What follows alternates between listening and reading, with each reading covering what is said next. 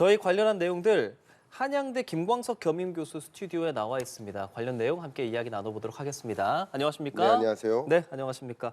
조금 전 저희가 배선민 특파원 중국에서의 현장 상황 좀 듣고 왔는데 말씀을 어느 정도 들었지만 일단 트럼프 행정부가 중국산 수입품의 10% 추가 관세를 물리기로 했고 중국도 보복 관세 시행에 나선 상황입니다. 지금까지 상황 좀 정리해 주실까요? 예, 어쩌면 우리가 이미 예상했었던 일이다. 예. 일기 때도 거의 비슷한 방식으로 미중 간의 무역 전쟁이 전개됐었는데 미국이 지난 4일부터 중국에 대해서 관세를 추가 10%를 부과하는 과정에서 중국도 역시 이에는 이 똑같이 움직인 것이라고 볼 수 있겠고 예. 특히 중국 같은 경우 미국산 석탄, 원유, 또 농기계 이런 주요 품목에 대해서 보복 추가 관세 조치를 단행한 것입니다. 더 나아가서 더 중요한 것은 관세 전쟁 말고도 비관세 조치, 예를 들면 각종 원자재를 공급을 차단하겠다든가 예. 그런 조치까지 의견을 제시하면서 이게 시장에 굉장한 불안을 조성하고 있다고 볼 수 있겠습니다.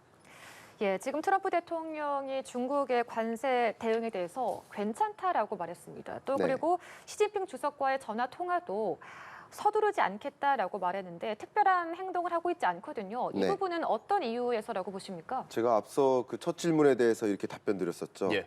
예상했었던 일이다. 이 괜찮다라는 표현은 한 가지 의미가 트럼프도 예상했었던 일이라는 거죠. 그쵸. 이미 일기를 충분히 경험했고 아하. 학습을 했기 때문에 내가 중국에 대해서 이런 관세를 조치를 취하면 중국도 역시 보복 관세를 취하겠구나 예상했었던 일이니까 괜찮다라는 의미도 있겠고 두 번째 또 이 괜찮다라는 의미에는 내가 얼굴 표정에 드러나게 내색을 해버리면 좀 당황하는 모습을 만약에 보인다면 그러면 이제 시장에서 요구했던 그 방향은 아니죠. 그거 아무렇지 않아. 나는 더 센 카드를 가지고 있어. 결국은 이 관세라는 것은 협상 카드거든요. 협상 카드를 먼저 중국에게 내보여주면 안 되기 때문에 괜찮다라는 의미를 표현한 것이 아닐까 이렇게 해석해 볼 수 있겠습니다. 그럼 그 전에 트럼프는 왜 중국에 대한 이런 관세 조치를 하는 건가? 그걸 좀 근본적으로 궁금해하시는 분들도 많을 것 같아요. 네, 근본적인 이유 한 가지는 예. 표면적으로는 예. 우리 미국 만성 무역 적자국이다.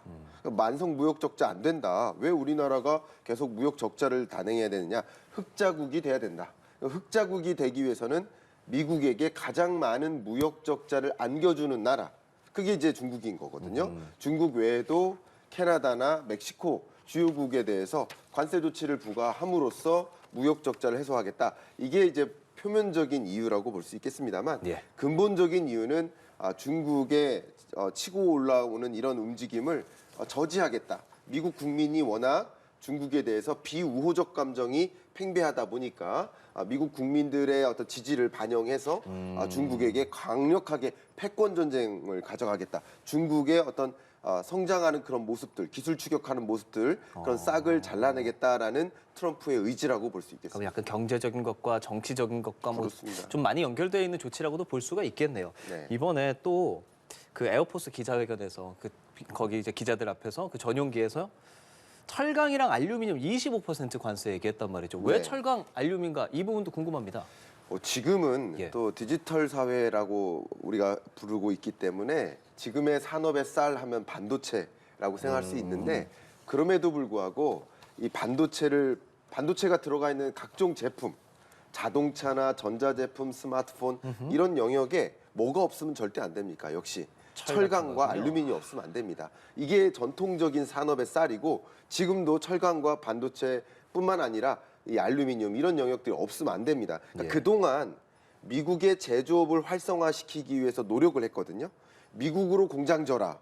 관세를 올릴 테니까 미국의 공장 져라. 이 압력입니다. 근데 미국의 공장 지면 자동차 공장 짓죠. 배터리 공장 짓죠. 가전제품, 스마트폰 공장 짓습니다. 근데 거기서만 맴도는 게 아니라 거기에 들어가는 핵심 소재, 철강과 알루미늄도 공장을 미국으로 옮겨라. 그런 움직임 속에서 우리나라에서도 현대제철 같은 경우도 예. 공장을 미국에 짓는 그런 움직임을 하고 있고요. 그러니까 이런 것들이 결국 미국의 제조업의 밸류체인을 강화하고 일자리를 많이 양산하고 또 그러기 위해서 먼저 선제적으로 조치 취한 게 뭡니까? UN 파리 규율 협약 탈퇴. 네. 그렇죠. 예, 재탈퇴죠. 이것을 통해서 결국 우리 미국은 이산화탄소 저감 노력 안 해도 된다. 철강, 알루미늄 같은 경우가 이산화탄소 다배출 산업인데 그런 산업 우리 미국에서 일으킬 수 있다. 이런 의지가 표명된 거라고 볼 수 있겠습니다. 예, 그러면 우리나라도 미국에 대해서 반도체라든가 철강 이런 것들을 많이 수출하고 있잖아요. 그렇습니다. 우리나라 기업도 타격이 굉장히 클 것 같은데 어떻게 보십니까? 타격이 클 수밖에 없습니다. 네. 근데 기업의 타격이 클까, 국가의 타격이 클까? 이걸 좀 양분해서 좀 이해했으면 좋겠습니다. 예. 제가 왜 그런 말씀드리냐면 예. 기업들이야 미국에서 제조를 선택하든 한국에서 제조를 선택하든 각자 자기업이 생각하는 이윤극대화를 위해서 경영 전략을 꾀하는 겁니다. 네. 그러니까 미국에서 생산을 하고 미국에서 돈을 벌든 가게뿐만 아니라 그러니까 기업뿐만 아니라 가게도 우리 같은 개인도 미국에서 일할까 한국에서 일할까 미국에서 일을 할 수 있으면 또 더 좋은 기회가 아닐까 경력 과정 그러니까 가게나 기업은 저마다 적절한 선택을 하는 겁니다. 예. 그런데 결과적으로 잃는 게 어떤 주체인 거야? 국가죠. 국가죠. 국가. 국가는 기업도 나가고 핵심 인재도 나가고 기술 인재도 나가고 돈도 나가고 그러면 우리 국가는 앞으로 이렇게 성장하겠어라는 모델을 갖고 있는데 자꾸 나가니까 국가는 흔들릴 수밖에 없겠죠. 그러니까 예. 수출은 흔들리지만 기업은 안 들릴 수도 있는 겁니다. 일시적으로는 타격이 있겠지만 미국에서 생산 비중을 늘리거나 그러니까 생산 공장을 새로 짓는 것은 오래 걸리는 일일 수 있겠지만 미국에 공장이 있고 한국에도 공장이 있는데 미국에서의 생산 의존도를 늘려나가는 이런 것들이 기업들의 대응이기 때문에 이런 것들을 이제 피해 나갈 수는 있겠지만 국가는 정말 많은 것들을 잃게 된다. 이 부분을 좀 강조해서 설명드리고 싶습니다.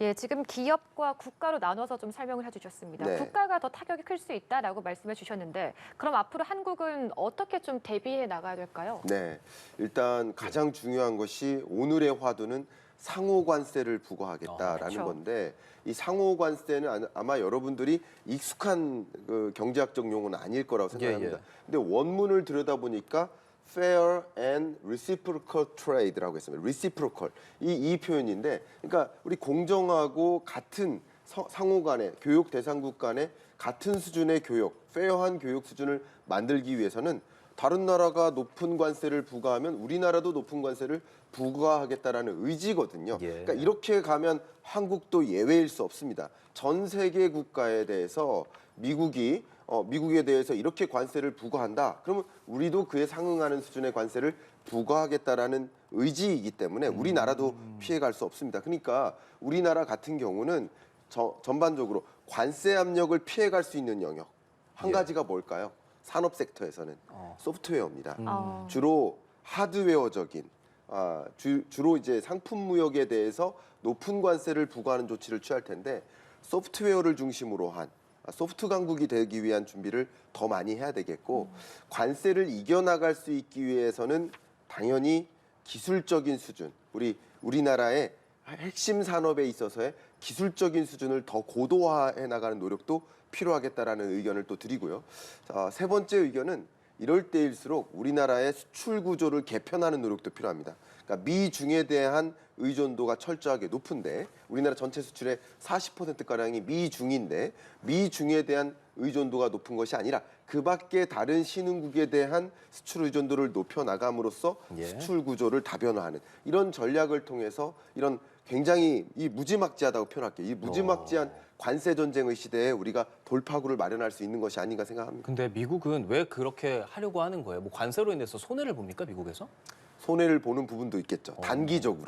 단기적으로는 미국도 수입품에 대해서 가격이 높게 부과되니까 가뜩이나 지금 물가 상승률이 높아서 금리 인하를 늦추고 있는데 물가 상승률을 자극할 수도 있죠. 단기적으로는 그렇습니다. 그러나 단기적으로 그런 압력이 있다 하더라도 그리고 단기적으로 세계 주요국들이 맞바로 관세 보복 조치를 단행하기 때문에 굉장히 무역 영역이 복잡해질 수 있지만 결국 미국은 얻는 게 있겠죠.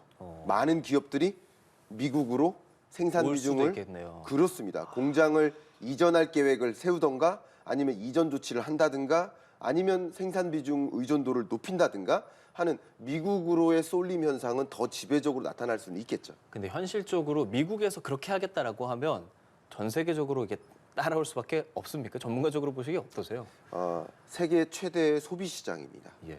그러니까 미국이라는 시장을 놓고 중국의 부분품을 수출해서 제조한 다음 미국에 수출하는 혹은 최근에는 멕시코나 캐나다를 우회해서 미국으로 수출하는 구조를 가졌다. 예. 그만큼 세계의 최대 소비 시장입니다. 그러니까 세계 최대 소비 시장을 놓고 우리 기업들이 비즈니스를 영위할 수는 없기 때문에 그렇기 때문에 이런 관세 전쟁의 국면에서는 중국을 통한 혹은 그 밖에 다른 나라를 통한 우회 수출이라는 이런 전략도 이제는 먹히지 않는 거죠. 다른 공식이 필요한 거죠. 그러니까 그 공식이 바로 미국 현지 생산 방식을 취할 가능성이 높다라고 의견을 드리겠습니다.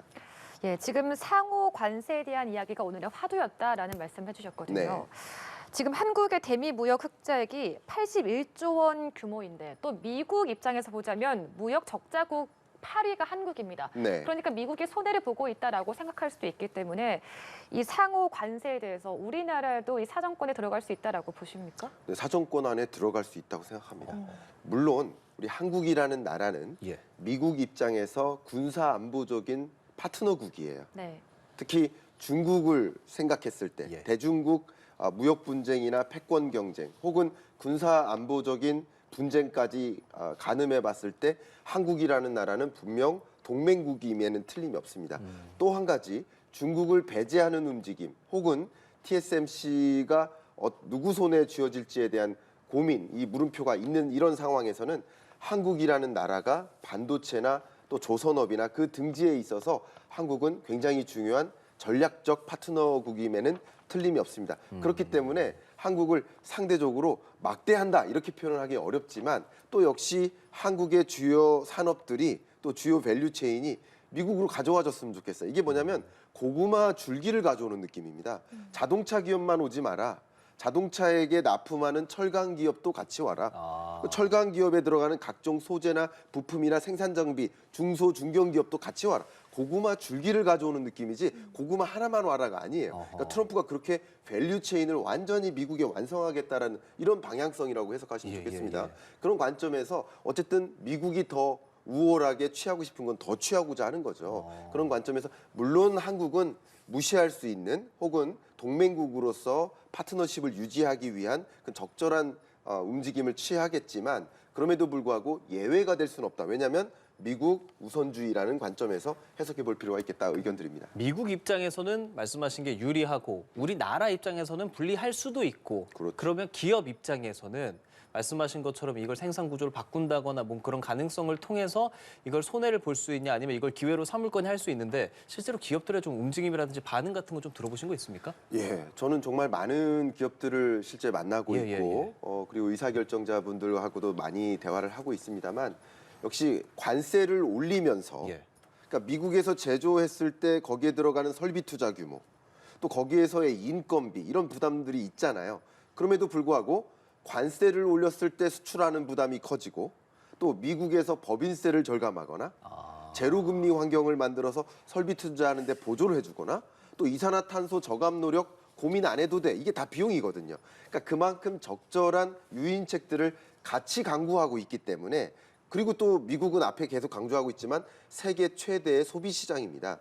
그런 것을 생각해 봤을 때 많은 기업들은 적절하게 이윤을 극대화하기 위해서 한국에서 생산해서 관세 부담을 안고 수출하는 게 유리할까? 아니면 미국 자체 현지 생산 방법을 취할까? 이것을 이제 놓고 협상 테이블을 놓고 판단을 할 텐데 당연히 상대적으로 이런 움직임이 거세질수록 미국 현지 생산 방식을 취해 나갈 가능성이 더 높아진다 이렇게 의견 드리겠습니다. 그것도 좀 지켜봐야 할 것으로 보이고 저희가 앞서 가장 주된 이야기로 했던 것이 이제 중국이 보복 관세를 본격적으로 부과한다라는 거잖아요. 그러니까 트럼프가 먼저 10% 얘기했고 중국도 10% 얘기했는데 이건 사실 그렇게 강하지는 않아서 협상용이다라는 얘기가 있었고 지금 또 강하게 조금 더 하겠다는 건데 네. 중국에서 어느 정도까지 조치를 강하게 하면 미국 입장에서도 조금 흔들릴 수 있겠습니까? 역시 중국도 예. 만만치 않은 카드가 있습니다. 어떤 거죠? 그러니까 미국이 세계 최대 경제 대국이라고 하지만 중국도 만만치 않은 GDP 2위 국가입니다.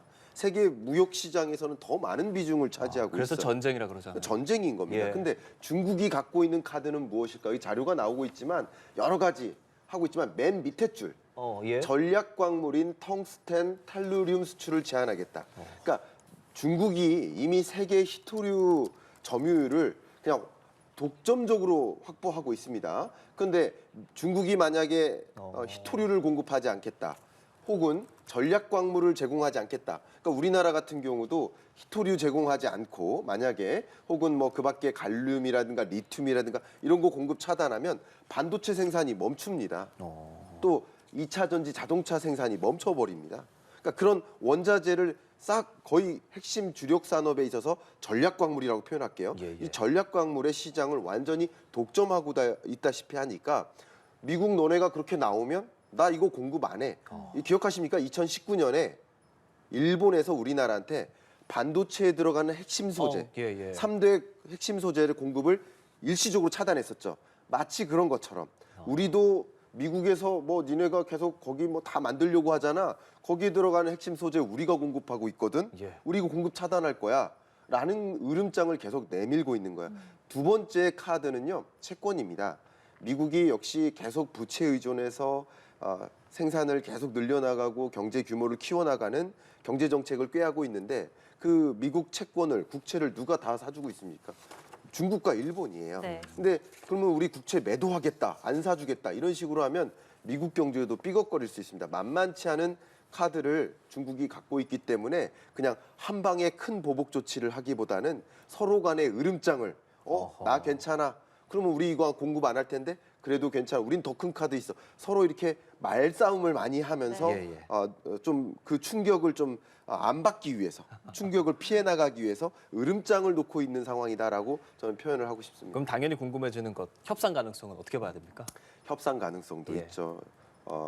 트럼프도 또 역시 시진핑도 그들이 원하는 것은 자국 경제를 더 강하게 만들기 위함이에요. 네. 근데 이렇게 살살 하면서 또 궁극적으로는 미중 간의 격돌로 간다면 자국이 같이 힘듭니다. 누군가 하나 KO 당할 수 있지만 KO를 시키고 나서도 이쪽 국가도 만만치 않은 스크래치를 입을 거예요. 그쵸. 그런 것을 단행하고 싶진 않겠죠. 그러니까 당연히 극적인 협상도 있을 수 있습니다. 그러나 현재로서는 더 이 전선이 확대되고 있는 국면이고 더 격화될 여지는 분명히 있다라고 의견을 드리겠습니다. 알겠습니다. 미국과 중국의 관세 전쟁이라고 불릴 만한 상황이 펼쳐지는 것에 대해서 김광석 한양대 경민 교수와 함께 이야기 나눠봤습니다. 말씀 고맙습니다. 감사합니다.